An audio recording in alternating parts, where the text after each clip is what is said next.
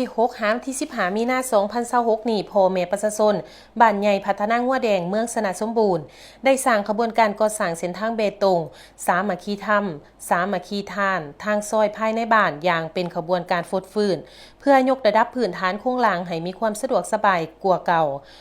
การดำเนินการก่อสร้างในครั้งนี้แม้นได้รับการนำภาษีนำโดยพระอาจารย์สมสนิทแก้วบุตรดารองประธานองค์การพุทธศาสนาสัมพันธ์ลาวเมืองประธานองค์การพุทธศาสนาเขตสงปากโซนและทั้งเป็นเจ้าอธิการวัดศรีรัตนาราม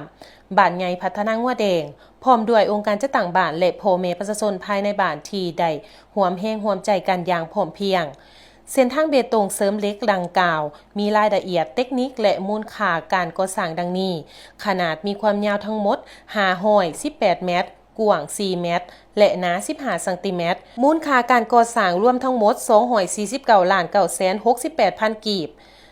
แหล่งทุนแม่นทุนสมทบระหว่างงบประมาณของบ้านและทุนของ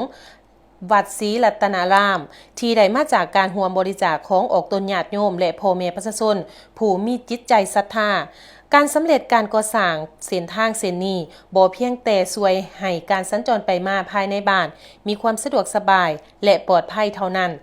แต่ยังเป็นการสร้างใบหน้าใหม่ให้แก่บ้านใหญ่พัฒนางัวแดงให้มีความสะอาดจบงามและเป็นระเบียบเรียบร้อยดีขึ้นทั้งเป็นการแสดงให้เห็นถึงพลังความสามัคคีอันแน่นแฟ้นระหว่างพระสงฆ์องค์การจัดตั้งบ้านและพ่อแม่ประชาชนในการร่วมกันพัฒนาท้องถิ่นของตนให้เจริญรุ่งเรือง